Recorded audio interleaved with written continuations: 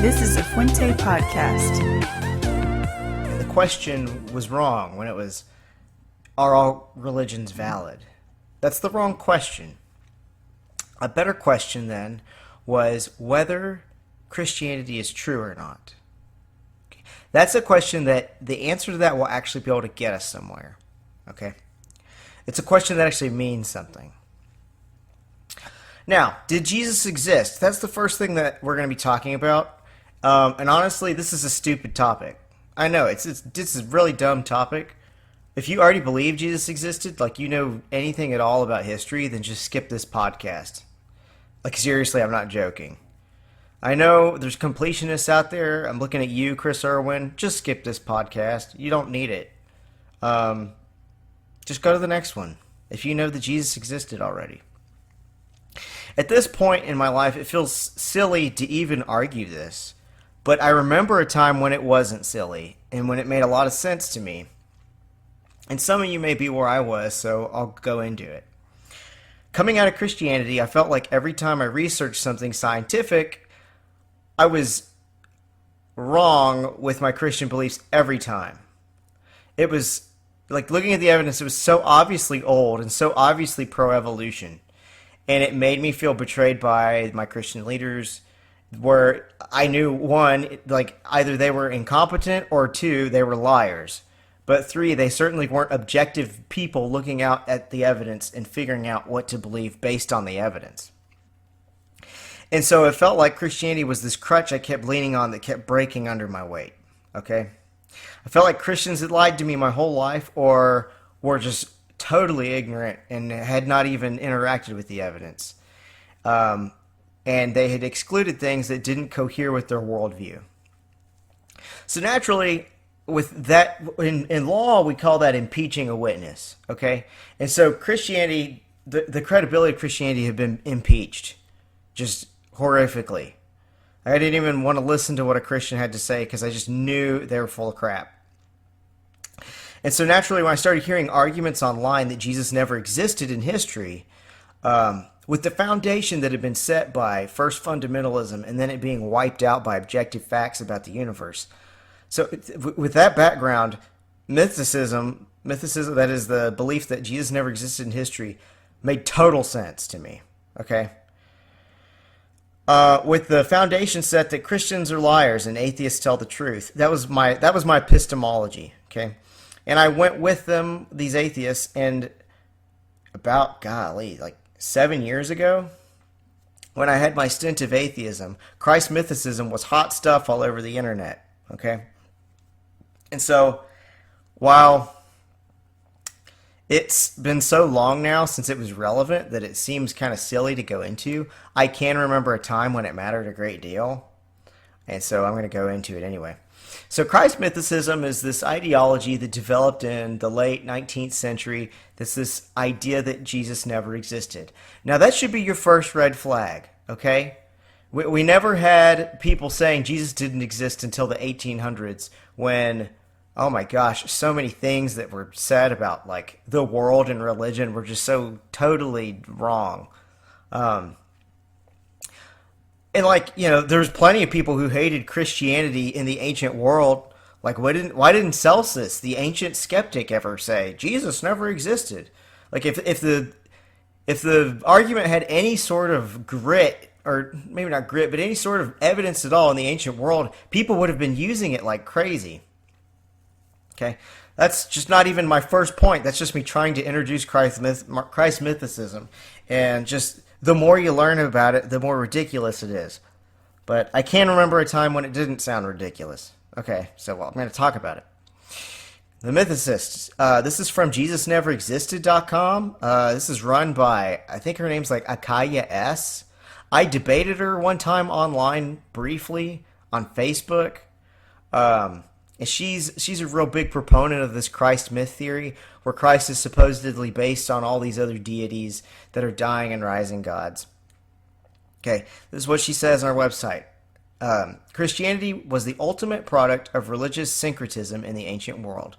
Its emergence owed nothing to a holy carpenter. There were many Jesuses, but the fable was a cultural construct. The 12 disciples are as fictitious. I just can't even get through it. I'm sorry, just like when you know all the primary resources in the manuscripts and all the evidence. Okay, like we literally have a letter from his brother and another one from Peter. And Paul knew these people. But okay, anyway. The 12 disciples are as fictitious as their master, invented to legitimize the claims of the early churches. Okay? That's their beliefs. And this is I have a little graphic here taken from this popular internet movie called Zeitgeist. I'm going to go through this picture it has.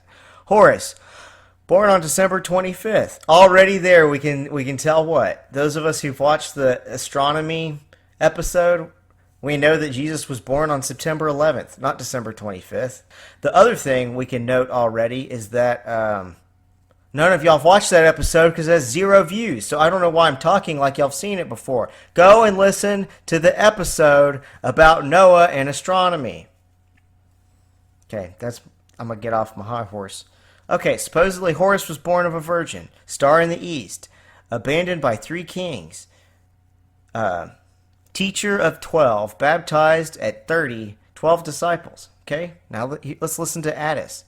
Born of a virgin, born on December 25th, crucified, dead for 3 days, resurrected. Oh, wow, these are just like Jesus. Mithra, born of a virgin, born on December 25th, 12 disciples, performed miracles, dead for 3 days, resurrected. Wow. Krishna, born of a virgin, star in the east, performed miracles, resurrected. Dionysus, born of a virgin, born on December 25th, performed miracles, king of kings. Alpha and Omega, resurrected. Okay, so you see what they're doing with this. Long story short, all these claims are not based on any primary sources that are actually from history. They're based from 2 books that everybody who's in Christ mythicism cites that were written in the late 19th century that come up with all these parallels. These parallels have nothing to do with Horus, if you know anything about Egyptology whatsoever. But we'll get into all that.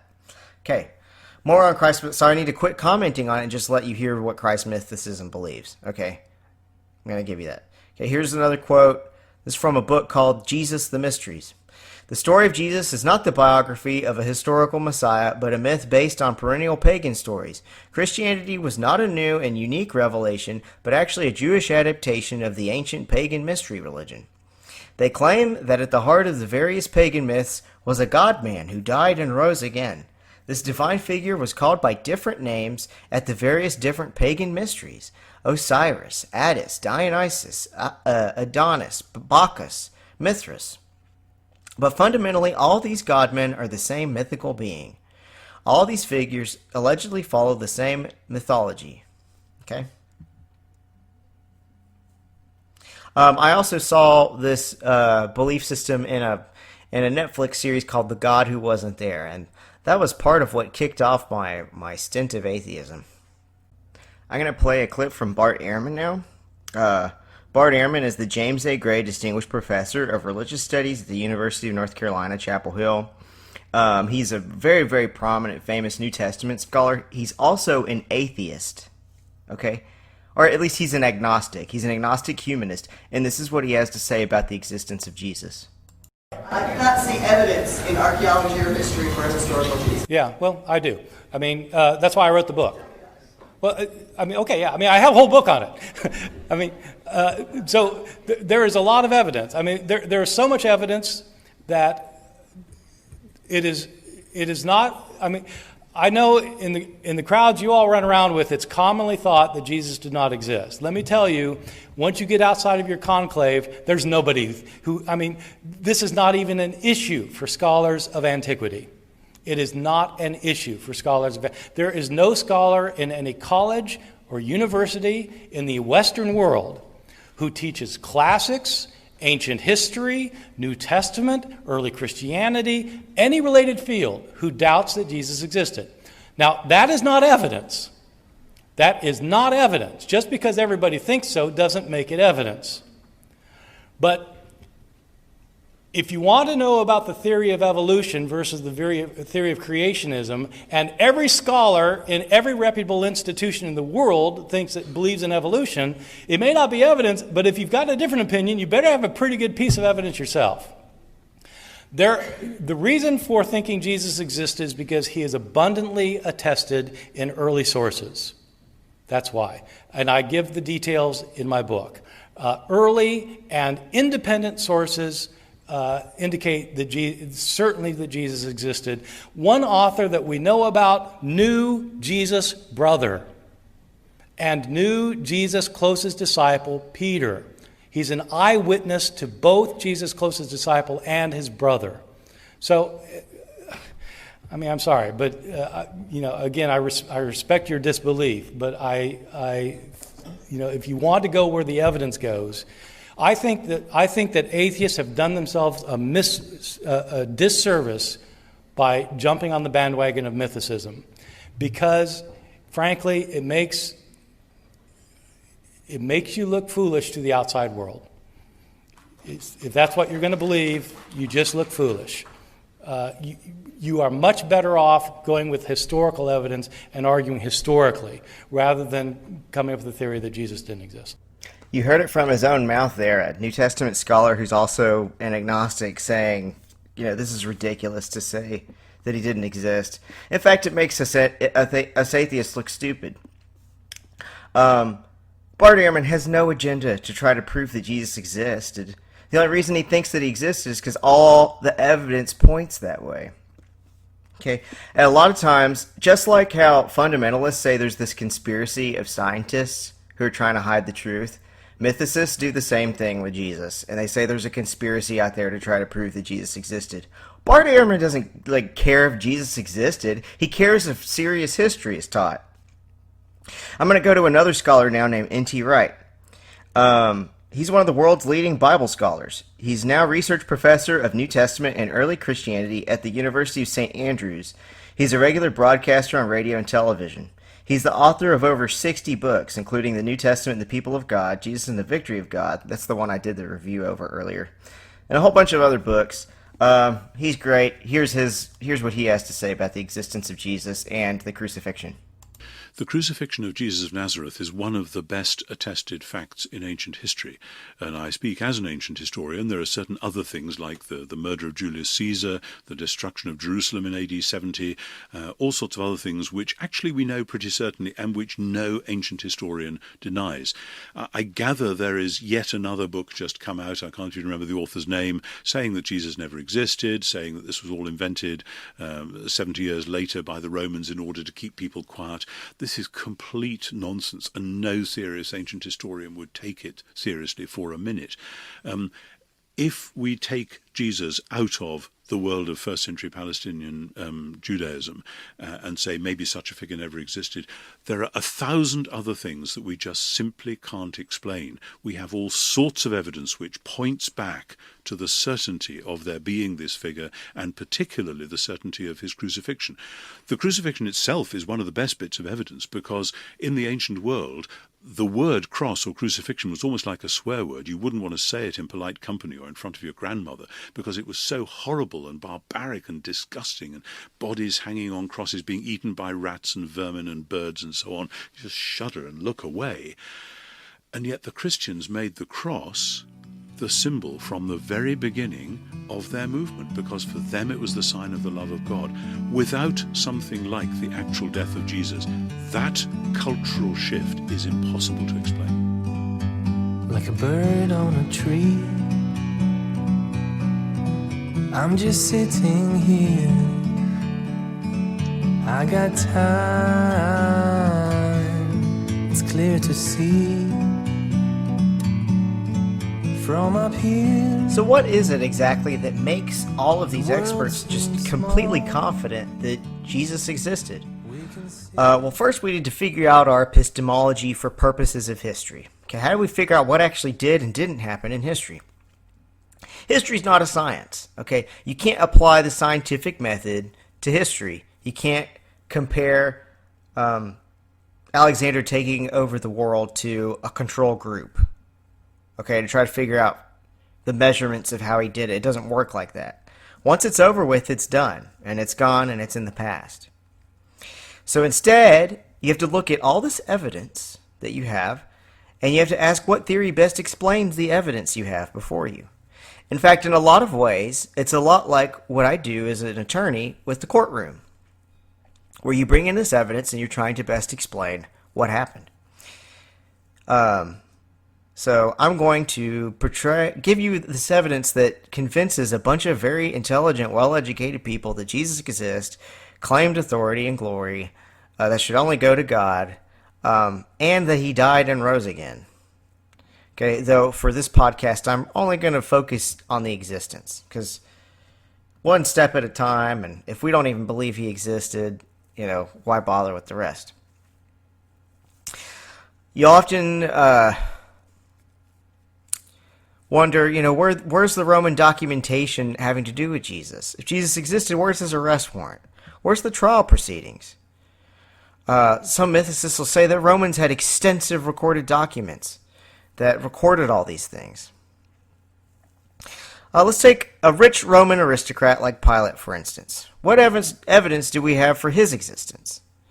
Josephus mentioned that he ruled for 10 years from 26 to 36 AD. That's Josephus is a Jewish historian.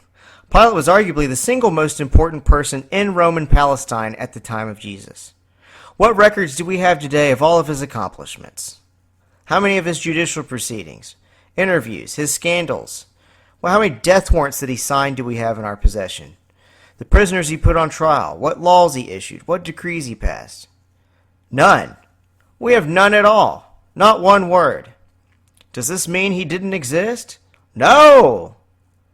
Okay, we even have found recently a plaque from Roman Palestine that's got Pilate's name on it. Okay? But we don't have all this stuff. We just don't have a whole lot of records from 2,000 years ago.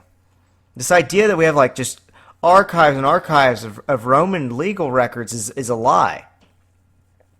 But let's look at some records that we do have that mention Jesus. Okay? And I want to look at non-Christian sources to start with, because I remember back when I didn't trust any Christians. This is from Pliny the Younger, okay? He lived from 61 to 112 AD. He says this: "They asserted, however, that the sum and substance of their fault or error had been that they were accustomed to meet on a fixed day before dawn and sing responsively to a hymn to Christ as to a God." He's writing a letter to the emperor trying to figure out what to do with these Christians. He's been whipping them. He's not sure what to do with them. And he's talking about what their beliefs were, okay? And he's saying that they sang hymns to Christ as to a God. So here, from that line, you can tell he believed Christ existed, and he believed that Christ was a man, okay? And this title Christ means Messiah in Greek, and you can already tell that it's being used as a proper name to describe Jesus. And this is already, within the first century. "And to bind themselves by oath, not to some crime, but not to commit some fraud, theft, or adultery, not to falsify their trust, or to refuse to return a trust when called upon to do so." That's that's a letter from Pliny the Younger to the emperor. So what can we learn from this? God, a man, and he was thought to exist. Okay, and the Christians worshipped him like a god. Okay, yeah, so the Christians worshipped him like a god. He was a man, and he existed, and he was the Messiah. You get all of that from this non-Christian first century historical source. Okay, next we're going to look at Suetonius. Suetonius says that at one point in Claudius's reign, he had all the Jews deported from Rome because of riots that occurred at, quote, "the instigation of Chrestus." Now, Chrestus was a proper name, but this sounds like he's mishearing the name Christ and thinking it's Chrestus. Around 41 AD, this would be 8 years after Jesus' resurrection. In a biography of Claudius, it says, it mentions this, that riots occurred at the instigation of Chrestus. And in fact, if you look in the book of Acts in chapter 18, it seems to mention the same incident. It says, "After this, Paul left Athens and went to Corinth. There he met a Jew named Aquila, a native of Pontus, who had recently come from Italy with his wife Priscilla because Claudius had ordered all the Jews to leave Rome." Then you have multiple attestation backing up this non-Christian source talking about Christus. Next, I'm going to look at Tacitus. Okay. Consequently, to get rid of the... Okay, so this is the famous report where it's talking about how Nero blamed the fire of Rome on Christians as a scapegoat and then started persecuting Christians. And Tacitus, who hates Christians and thinks they're disgusting, still pities them because of how badly Nero's treating them. I'll read you what he says. Consequently, to get rid of the report, Nero fastened the guilt and inflicted the most exquisite tortures on a class hated for their abominations, called Christians by the populace. Christus, from whom the name had its origin, suffered the... So there we have Christus being connected to Jesus directly.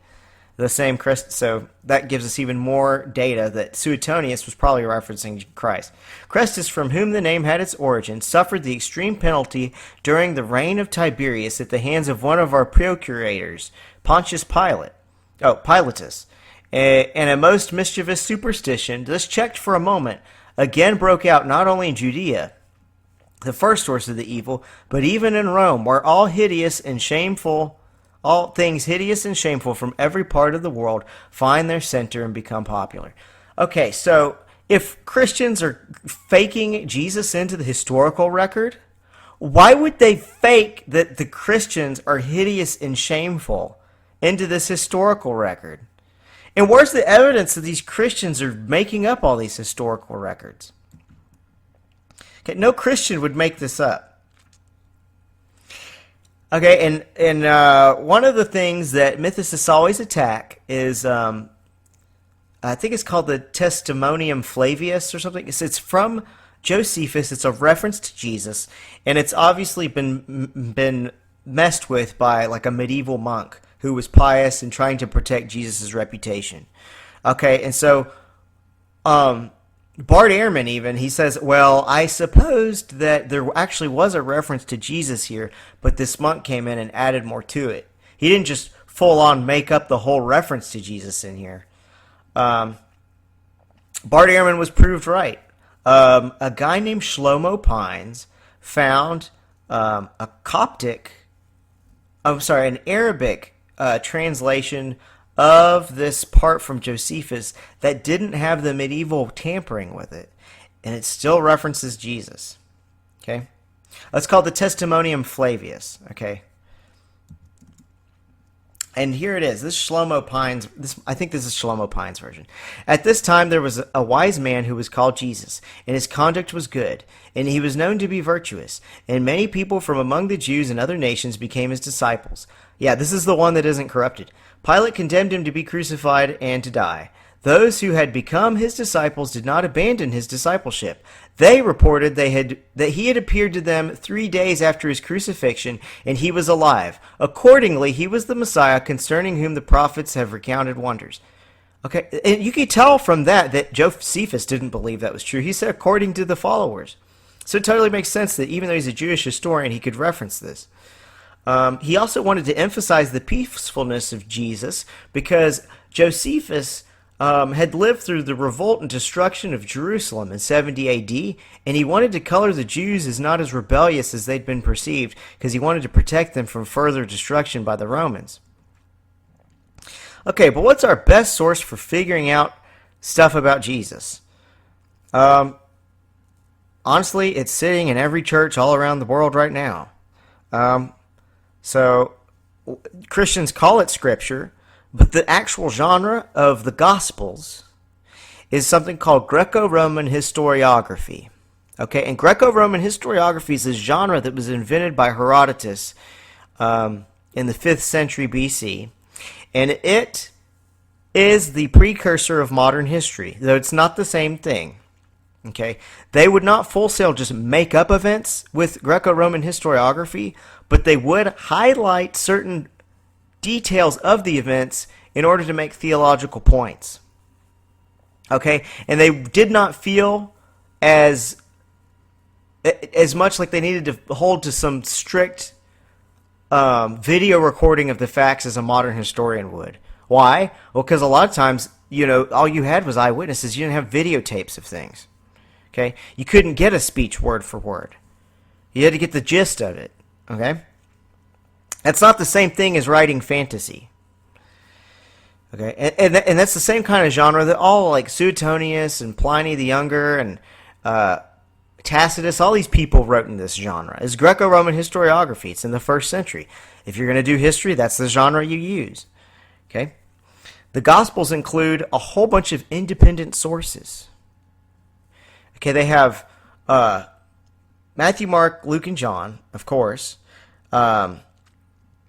Matthew and Luke are both using Mark as a source, and they're also using this other document called Q. It's called Quell. It's a German. It means hidden. They're both. It's whenever they match each other, but it's not from Mark, and so we can tell that there's another document out there that they were both quoting, and we just call it the Gospel of Q. So you have Q, the unique to Matthew material, the Markan material, the unique to Luke material, John material. It's like 5 sources right there. And then plus all of the non-Christian sources, we're up to about 9 independent attestations of the existence of this guy. And that's not even including other Christian sources that aren't the Bible, like the Egerton II Papyrus and the writings of Ignatius and Clement, Papias, okay, and all these people. And mythicists, how do you explain the 1,800 years before you guys when nobody claimed Jesus didn't exist? Early Christian writers like Papias, Eusebius, and Tertullian never tried to argue that Jesus existed because everybody already knew he existed. It would be like arguing that MLK existed today. Nobody would waste their time doing it because there's no reason to do it because, nobody's claiming he didn't exist. Here's a quote from Ehrman.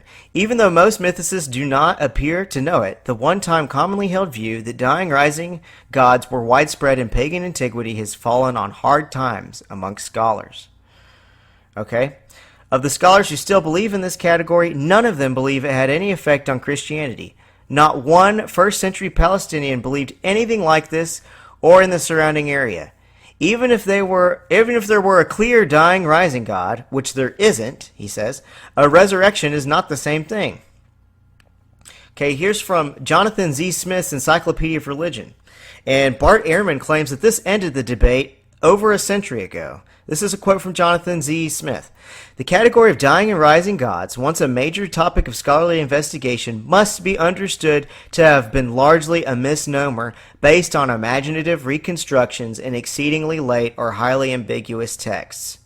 All the deities that have been identified as belonging to the class of dying and rising deities can be subsumed under the 2 larger classes of disappearing deities or dying deities.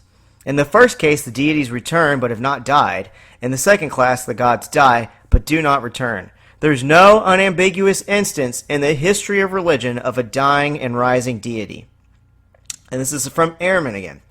Real historians of antiquity are scandalized by such assertions, or they would be if they bothered to read freaking Gandhi's book. He's talking about this mythicist he's attacking. The authors provide no evidence for their claims concerning the standard mythology of the godmen. They cite no sources from the ancient world that can be checked. It is not that they have provided an alternative interpretation of the available evidence. They have not even cited the available evidence, and for good reason. No such evidence exists. Okay? And let's continue to quote him. What, for example, is the proof that Osiris was born on December 25th before 3 shepherds? Or that he was crucified? Or that his death brought atonement for sin? Or that he returned to life on earth by being raised from the dead? In fact, no ancient sources say any such thing about Osiris or the other gods. But freaking Gandhi claimed that this is common knowledge. And they prove, in quotes, it by quoting other writers from the 19th and 20th centuries who said so. But these writers, too, do not cite any historical evidence. This is all based on assertion believed by freaking Gandhi simply because they read it somewhere. This is not serious historical scholarship. It is sensationalist writing driven by a desire to sell books. And there's even more stuff destroying the mythicist arguments. But hopefully that's enough to convince any thinking person right there that Jesus probably existed. Why would these people make up this guy who's their savior who's also crucified? That's so embarrassing. Just so that they could be killed by the Jews and the Romans? Why would they make that up? Doesn't make any sense. All right, see you guys next time.